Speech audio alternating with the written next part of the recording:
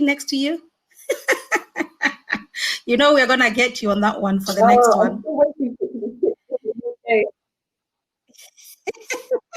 You'll have to play as a piece. To name a few, she's a proud mother of 2 sons, a UK employment lawyer, an intuitive life, a career mentor, and a founding member of Power to Our Mothers Foundation Africa. Angela has recently relocated from London, UK, where she was born and raised, to Ghana, her country of origin. This is to enable her to focus on empowering women through Power to Our Mothers Foundation Africa and to contest.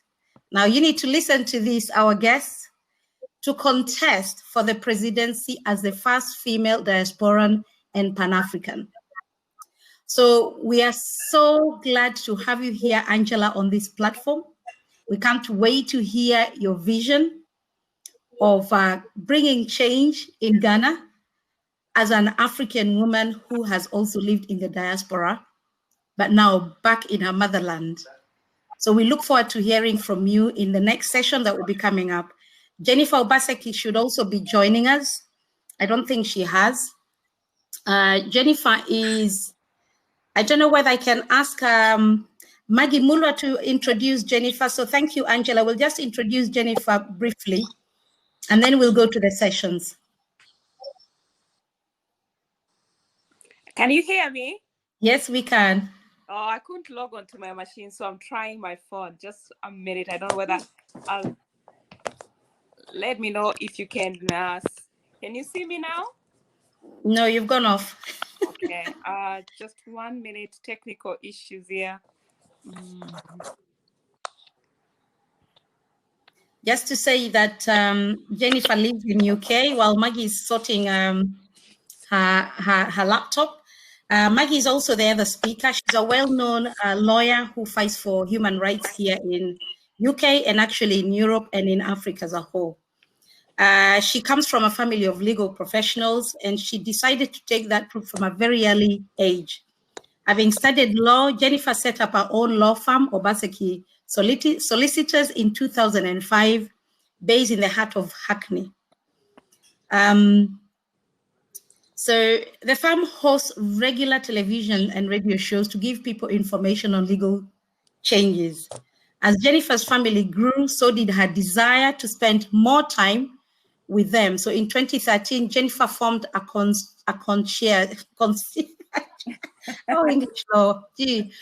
service for executives, busy home carers, and old people called Supply to My Doors. The concept came about after she wanted to help her disabled mother gain access to tailored services, such as cleaning and shopping services, such as, for elderly people and busy professionals who understand the luxury of time and can afford to invest to themselves. It is an online one-stop shop. So hopefully Jennifer will be joining us at some point. She has registered before. Anything else you'd like to add, Maggie, before we start the session with Angela? Well, thank you for giving that brief.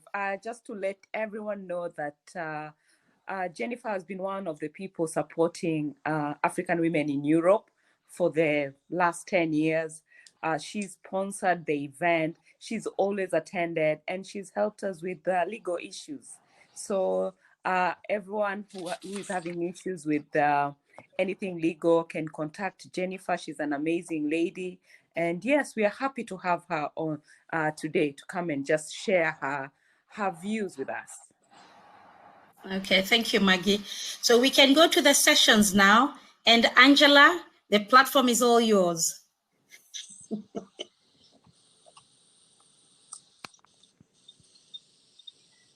Thank you very much. Thank you very much for having me on the African Women in Europe platform. It's a pleasure to be here. If you can't hear me, please let me know, because I think there is some... Why I'm here, having spent some time as a life coach in the UK, ending up working predominantly with women and really just helping them in the same way that I had continued on my journey of really finding out what I'm capable of and really getting clear on my purpose. My vision was to come go to the roots. The more you find out about yourself, you want to go to your roots. And my roots started in Ghana. That's why I'm here. So the vision of having set up Power to Our Mothers Foundation Africa, and for clarity, when I speak about mothers, I speak about all women, because you're either a mother or a mother figure. We don't have to have physically given birth to be a mother. We come with a maternal energy, I like to call it, to look after, support, encourage others.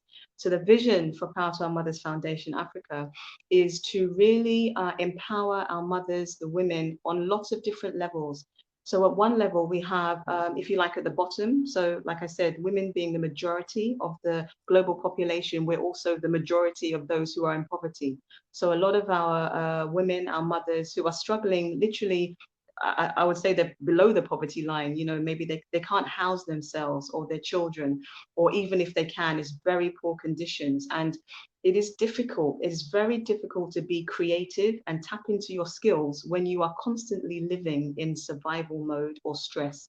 Stress saps our creativity. So part of the vision is to help women in this category, partly by, we are in the process of literally building a village in the greater Accra region, where we house some of these women and their families to give them some relief, so that they have security. Once a mother has security that, okay, that she, her family, they're safe, then we can start thinking about other things. Okay, how are we going to earn money? So that's to give them a bit of a safety net so that they can then move on to something else to become self-sufficient. Another part of the vision is to empower, encourage, champion, support women to take up specifically political leadership. Now, it's important that we have leadership across the board, just because when decisions are made, they need to reflect the interests and the needs of the people who are going to be impacted by whatever policy, law, and what it is. But yet we have the majority of the leaders who are men, whilst the majority of the citizens are women. So obviously that's not working. So the reason why political leadership is so crucial is because that is what the political system, it's just a structure, but it is the structure that dictates the quality of the lives of the citizens of a country.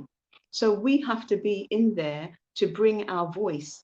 And this is when I was talking about competition. This is not to be compared, holistic.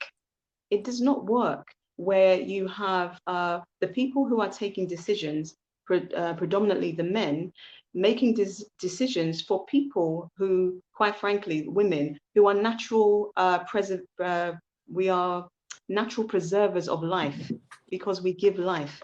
So we encourage women by discussion, conversation. I host a weekly live session on Wednesdays where it's called the Women in Political Leadership series. We literally just have the conversation, talking to women both in and outside politics. Why are there not more of us there? You know, are they myths? How can we encourage more of us to get into that position? And so, as well as talking about it, I am trying to set the example by saying, okay, I'm not just telling you to do it. I myself, who has not had any involvement in politics, I'm going to step up to lead the country. Some will say it's ambitious, it's bold, but we only have to look at the world right now, and especially in Africa with everything that's going on, to know that we no longer have the privilege, if you like, of being scared or being fearful or worried. If 2020 has taught us nothing else, it is that, or hopefully it is that, anything can happen. So this is really the time where I encourage everyone, especially my sisters, that, you know, the dreams that we put on hold because we are taught and conditioned to be completely selfless, the dreams that we put on hold, the things that we wanted to do that we've put to the back burner until perhaps the children have left the nest. These are the times we have to step up now. It's not only for ourselves, and there's no problem with that, for doing things that are just for ourselves. And I say that because a lot of the messaging we have is about, you know, selfishness is, you know, is greed. But you know, Sister Joy talks a lot, and a lot of women a lot about self-care, self-preservation. And, you know, my encouragement and my words now these days are, the more people you are responsible for and you have to look after, the more you have to look after yourself, because you are their lifeline. You are the one that's looking after them. If there's no you, what is going to happen to them? And we often hear the analogy about, you know, being on an airplane, and when they give you the, you know, the safety and security measures, you know, if there's turbulence, if there's an emergency, oxygen mask will, you know, drop from the top of the plane. And what do they tell you to do? They tell you, put your own oxygen mask on first. And we know this, and it's really easy. But when it comes to us living our life, it's like everybody is put before. We put everybody before us, before ourselves, and then wonder why we're depleted. So now the real essence of Part Our Mothers Foundation Africa, and why, my fellow sisters, women, mothers, we now need to step up. Number one, it's not a privilege. Like I said, we are born leaders. And if you look at it like how I look at it, that if every woman is a mother, every man and boy, they are our children, and our children are killing each other. So quite frankly, as we are the ones who take care and are responsible for the home, now it's time for us to be responsible and take care of our homelands, our countries. And we can do that. The more we band together, I'm not saying that everybody has to run off and contest for presidency, but guess what? If you've heard me talk anywhere, I will often say, yes, so I'm going to do this, I'm contesting to become president, but guess what? It means absolutely nothing. Okay, maybe not absolutely. It is not going to be effective if I am there by myself, surrounded by men. Why? Because I'll be forced to behave like the men, and then that completely defeats the purpose. So women, we have to move as a caucus. We have to move together. It may not be politics, but we need more of us in politics. It could be health, economics, science, everything. Whatever there is that exists in the world, women, our voice must be there. It's not arrogant. It's our duty. It is actually our responsibility. The last thing I'll say, because I'm conscious of time, is that we need to develop compassion for one another, because we're all in different places. Our view in the diaspora is different to the view on the continent. I'm living that, and it's a shame sometimes because it can be divisive. But we have to remember that we are all in different parts of the world for a reason. But without Africa, the world will die. So if we do not relocate physically or emotionally, when I say emotionally or mentally, you don't physically have to live there, but our hearts need to be there. We need to be investing something that we have learned in the diaspora, because that's actually why we're there. I would say our ancestors center, that is why we're in the diaspora, to learn things, our treasures that we can then use for the benefit of home. So if we don't do that, the whole world actually depends on Africa. And now what I want to see is that Africa is actually benefiting Africa's children wherever we are. And it's not going to happen. The motherland Africa will not thrive until her physical mothers on the ground, the women, unless we're doing well. And I give props, kudos, you know, much respect to all of you who are out there, you know, leading in your own right. And it is for us who have a voice, and we have the privilege, I call it privilege, to be in a space where we can address our mindset to help those of our sisters who are struggling with the basics, because they will not be able to evolve out of that until their basics are covered. So everyone can play a part.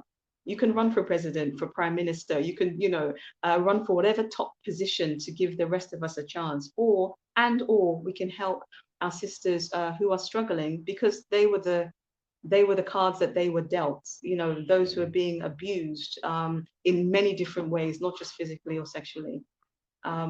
So my vision for the village that we are building is that is a blueprint for how the country should run.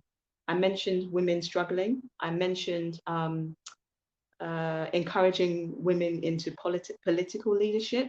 The other parts of the village are to welcome home our brothers and sisters from the diaspora in a way that allows you to come home without being defrauded, because I know loads of you have lost your money trying to find a way to come and live home. Because unfortunately, poverty and desperation on the continent is real. And you know, people will look for an opportunity. But we are seeking to find a way to help those of you who want to relocate physically to not only come home and be, you know, live on some colony somewhere as diasporans. No, come home and live with our fellow brothers and sisters who live here, so that we in the diaspora, we bring our treasures, we bring our whatever we have that we've learned, and our brothers and sisters here on the continent, they help reintegrate us into the heritage that we have maybe not really been taught about.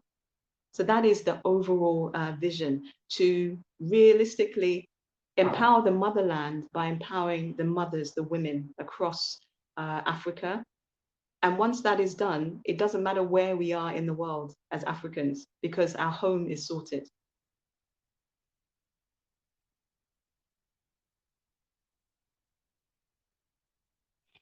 So I'll end here. I don't know if anybody has any questions. I am praying. Yes, that I will let Maggie say something, one or two words, and I'll come back. Angela, you are doing a fantastic job. Really, really impressive. And you've got a vision, especially working with women and supporting, and also going for presidency. Just to be able to take that on board and have the will. And we are supporting you 100%. Just a question, what would you like to see African women in Europe support you with? Within what you want to do in your presidency and with women and all that. I mean, African women in Europe is all about empowering women. So what would you like? We would, I'm sure, I speak for the rest, Wambui and Joy and Milkah. We would like to empower you, because it's not only about empowering women who are in diaspora. If anything, we want to reach out to the whole of African continent and empower all the women, our daughters. So what would you like to see us do? Thank you so much again for having me. I would say that actually empowering the women, our fellow women in the diaspora, is indirectly, it will empower women on the continent, because what I see without judgment is that because of the struggle we have in the diaspora with race, we have, I guess, had the opportunity, if not the necessity, to had to learn to speak up and already fight for our rights. And on the continent, that's not so present. It's not, there isn't that, from what I can see and people I've spoken to, it is not such a given that people will stand up and they will, you know, we will speak out and we will say our minds, because there are real consequences.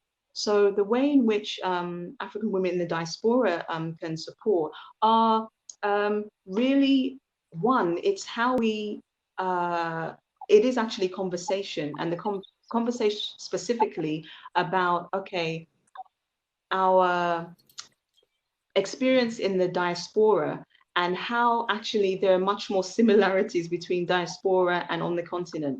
Because at the moment we seem to see differences, maybe not in African women in Europe, but on the ground, it's like, oh, well, you know, if you've made it off the continent, you must be doing well. And some people on the continent, they have no idea of the struggle in the diaspora. They really don't, you know? It's like, yeah, we earn more money, but we pay a lot more, we spend a lot more money on things that perhaps we would rather not. True. So it's really about developing that compassion. I would love that conversation. I'm happy to host, you know, discussions and things like that. That's supportive. Of course, it's always great when there's monetary support, whether it's building the village,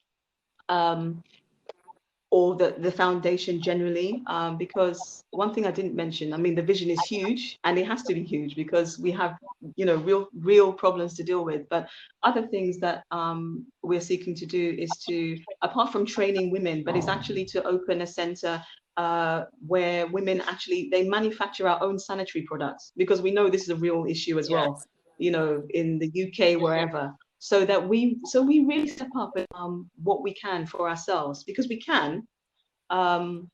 It's just that a lot of us are in survival mode, and so, like I said, without judgment, I defy anybody who has to live on a daily basis in their survival mode to be able to say, oh, okay, so what is my purpose? So empowering discussions between diaspora and the continent, financial, of course, because actually that we should not be apologetic about that. That is a big strength and a need from the diaspora. It's a financial wealth. The continent does need that, but it doesn't have to be just, oh, you're sending money here and you're not knowing where it's going. It's how can we really plant a seed with that money? So we're planting the seed by literally cultivating and farming so that we grow crops and people eat those and they can, so how can we use the money from the diaspora to plant things that grow and not only benefit the continent, they indirectly, then they still benefit those of you in the diaspora as well, because we really are one. And I really want us to really be doing more to emphasize that message. Yes, wow, Angela, I can see many go on comments. Forever, but... Yeah, I can see so many beautiful comments from our listeners. You've got quite a number of listeners listening to you. Thank you so much for that. I know you will continue, but I thought, let me just read out some of the comments so you know that they're listeners. So there's a lady called Matilda, and she just go ahead, Angela. We need female leaders of countries and nations. And I've got Maria saying political and governmental leadership is crucial for success of any economy. Women must be encouraged to champion this agenda and conversation. Go ahead rapidly. That's from Matilda. And then Maria has said, great speakers here. Jennifer is now here with us. Welcome, Jennifer. Hilda is one of our AW administrator who has said very inspiring for all of us here in diaspora and back home, Angela, and well done and thank you. For me, I just need to say this. If you educate an educated female population increases a country's productivity and it fuels the economic growth. And then obviously we all know the saying that if you educate a man, you educate an individual. But if you educate a woman, you're educating a nation. And I think the vision and the dreams for you to leave the diaspora and going back home just shows that there is a lot that we can do, and get encouraged that we can go home and build our nation. Even us being here, as Maggie asked the question, how can African women in Europe help? We will be there. We will be encouraging you. We will be there and following you. And if you need any more support in terms of galvanizing other women to help you, push you on that agenda, we need more female presidents in Africa. Absolutely, we are still lacking that. Absolutely. We are absolutely lacking that. And it is such an encouragement to hear that you're going to go there and show them the way as a female leader. So thank you very much, and I will let you continue. But I needed to at this time to obviously welcome Jennifer Obaseki, who is based here, a lawyer and an amazing human rights advocate. But Angela, I'll let you continue. I think we still have time with you, and then Jennifer will be introduced by Maggie, and then we'll carry on. Thank you. Thank you. Welcome, Jennifer, my fellow lawyer. I would say that if there are women in the diaspora who are already in politics, do contact me. Maybe the best way is I can leave maybe some details with Wambui, because like I said, I have this I host a weekly live session, and it literally is just to have the conversation. But it's been great because I've been speaking to women from different African countries, but also in the diaspora. I actually spoke to she happened to be the MP for my local constituency in Southeast London, because we need to, you know what it's like, we also need to see, we do need, like, symbolism is so powerful. So we need to see more of us out there, because I bet you some of us, we don't think that there are that many of us out there. But those of us that there are, you need to see them and see that, oh, okay, well, I might not want to do this, but oh, I can do this. Like I said, we need to be represented everywhere, because we represent the majority of the global population. We also do, and I hope I'm permitted to say this, but we also provide coaching, but it's literally, it's via the foundation, because we mentor, coach women, because a lot of our struggle really is that there's a struggle, I think, that us in the diaspora have, that we don't have that the women don't have on the continent, and that is to do with identity. Very briefly, I'll just say, because everybody, will have their own journey towards self-awareness and consciousness and everything. But what I notice is that in the diaspora, not only do we have that, we also do have to deal, like, again, with our skin color. We have to, we have to think, and depending on the household you're in, it's like, oh, okay, so you're raised as an African, or you're raised as Black. Already there's labels now. We have to think, okay, so which one am I? I remember experiences of going to university, and when you're introducing first week at university, oh, hi, where are you from? And it's like, oh yeah, I'm from London. And then the question, no, where are you really from? Because they're saying, of course, somebody with this skin does not naturally originate from the UK. So it's like, oh, okay, so you're from Ghana. So you carry that. And the next conversation that you have, it's like, okay, where are you from? And you're like, oh, you're originally from Ghana. Then they ask you if you can speak a language. And then it's like, oh, no, maybe you can't speak the language. Oh, you're not a real Ghanaian. And it's like, but what do you mean? So I really feel that we have this struggle, like we're in limbo land. It's like, well, is the diaspora somewhere home? Our own home on the continent, is that home? Where are we accepted? And that's a real struggle. So I hope that serves some of you out there, because I've had to face that. And then the other thing is where we get our information from, in terms of if we are proud of our heritage, whether we call ourselves Black or African, and we are consuming information that is largely, if not solely, European, that also comes with issues, whether it's from friends or family, particularly with partners who are very pro-African or pro-Black, because the messaging is that, the messaging can be, let me not say it's for everybody, but the messaging can be that, but you're taking in all this information from the white man, our oppressor, and that can cause tension. So all these things, I say that really to emphasize how many things that we need to deal with before we're thinking that, okay, yes, I'm going to do this. It's real, but our struggle is different. Okay. But it's no less a struggle, I would say, to our sisters. Yeah, thank you very much, Angela. But on a very serious note, we're living in such a global society, but what has now locked down the whole world. It shows you the power of, a situation. So we can have as much money as you want. You can have as much intellect and intelligence as you want, but your health is completely outside of your control, and those factors. I do pray for a better Africa, and I give lots of praise to my sister that was on before, my fellow, who's trying to make change at policy making level, and we all within our own empires under our roofs. Us African women, we are the decision makers. And even if we're not the decision makers and we have our husbands, our big elders there, without us, no decision can be effective. So as women, as African women, we have to equally embrace the new normal, acknowledging our role in our whole societies.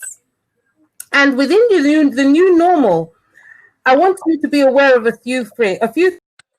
Apart from the fact that you have to get yourself in a digital mindset, you also have to prepare your home and your children and those around you in case there is such an emergency like this ever again that locks us down. So one of the things is making sure that the streams for things that benefit you and your family are maintained within your home, how food comes in and out of your home, what supplies you can buy in bulk, what supplies you need to buy fresh, how finances come in and out of your home, what is your mainstream and what other substreams of income come into your home.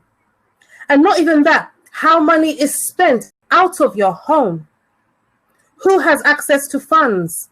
During this lockdown, I've had to give my children prepayment cards in case they ever get stuck somewhere, and teach them how to use it and how not to use it, more importantly. So thinking about how money comes in and out of your home, and also how during this lockdown, it became apparent many women save. They're very reliant on their husbands for income within the home. You need to sit down and have what is the emergency plan in the home. Last week I was coughing. I was honestly so stressed and fretting because of the fact that I have 5 wonderful children. What happens if I get sick? Who looks after them? Women, do you have a will? Women, do you have a continuity plan as to who looks after your children if you sadly become incapacitated temporarily and you have to be in hospital for some time? Make sure you have these plans within your home. Let your sisters, your brothers, your uncles know that if I am sick, this child has this routine. This is the emergency funds for them. This is how, the house needs to be run. These are the emergency things that need to be paid immediately. You have to be very organized. And then we also have to think about the risks as well to the home. Washing hands, wearing masks is the new normal. But also knowing where your children are going, who they're interacting with. You also planning your routes to and from venues. What if you get sick and it's not okay for you to be there, or you see an inherent risk? It's okay to say no. Ladies, it's okay to say no. Right now in the new normal, you have to put your welfare first. If you are not okay, the rest of the family is okay. It's very important to say it's okay and know that it's fine sometimes to say no. And knowing when to say yes is also very important. Okay, a Ugandan lady who was in Scotland died. Apart from the fact that she was not feeling well, she had immigration issues. And this lady, as much as she's in the westernized world, died from malnutrition. And her baby was also malnourished. So knowing when to say, yes, I need help, I can't deal with this situation alone, is also very, very important. Extremely important. So I would also say to you now that it's also very, very keen for you to be back home, knowing your remit as to what you can do back home. Because now we may be on lockdown at anyone's time at very short notice. So if you're making travel plans, knowing that you must have a level of insurance, knowing that you must have your environments, the areas you're going to, well planned, so that you are not finding yourself stuck. Inevitably, no person is an island. And if you're like me, you love Africa and know that even being on the continent this year for so long has been so heartbreaking. It's been a tremendous, emotional strain. It made me realize how much I do appreciate Africa, appreciate Nigeria, appreciate the people. The thing you do need to do is have a level of preparedness if you are traveling to the continent, especially now during these times. Knowing and budgeting for times that you need to quarantine on arrival there and quarantine on return. And I would ask that ladies in this new normal that we do one thing, that we give Africa a level of attention. Look at the fact that even the World Health Organization acknowledges that the way Africa dealt with the pandemic has been commendable. USA has the highest number. The South Americas have extremely high. Even the UK has massive number of deaths. But on the African continent, they have been relatively low, especially when you look at the resources that the continent has. So we must give Africa a round of applause for how they've managed to the crisis. And I'm telling you now, for me, it seems to be an awakening. As I posted on my Facebook page, COVID knows no color, has no class, has no issue. It attacks everybody. It is the biggest threat to humanity at this one stage. It barriers to whom it attacks. It clearly attacks BAMEs more. So as a result of that, we have to be extra careful. We have to be very, and on top of that, you can see that it are Caucasian cousins. I like to say Caucasian cousins. So please make sure that we are fully aware within this new normal of the increased risk to us, increased risk of harm to our children. There are still predators that will look at how your children move around, knowing that there's not a lot more, as many people out as there usually are. So you also beginning be cautious as to how your children move around and who they move around with, knowing their routes, giving them clear travel paths, whether you are using car services for them, making sure that you know and teach them safety rules. And moving children around the world is also an area that I'd ask people to be aware. It's not easy to spot bad opportunities, especially for our African sisters leaving the continent. Some job offers, Dubai, Canada, parts of Europe, and not realizing that a lot of these places are those that want to exploit them. As we sit here today, sadly, many of our sisters and brothers are in camps in Libya because they were pursuing false options of hope. So I would really, really implore on you that if begging or saying, oh, I want to leave, sister, help me opportunity, I've seen a job in Dubai, send me money for ticket. Always make sure that they investigate these opportunities properly. Make sure that they are genuine offers of engagement. Make sure they're genuine offers of work. And making sure that they remain in contact with you and their visas are correct and legal manners.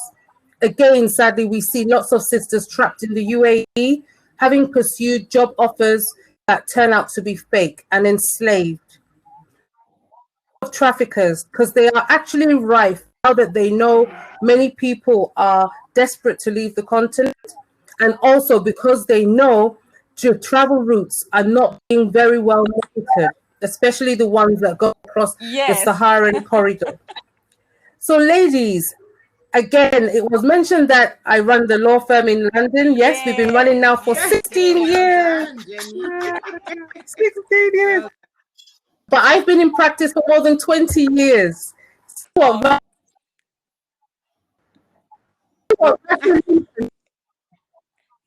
Ordinary Vasily, I'm only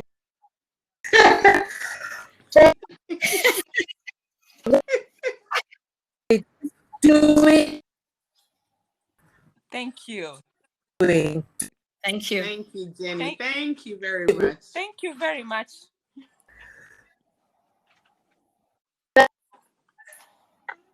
And you will be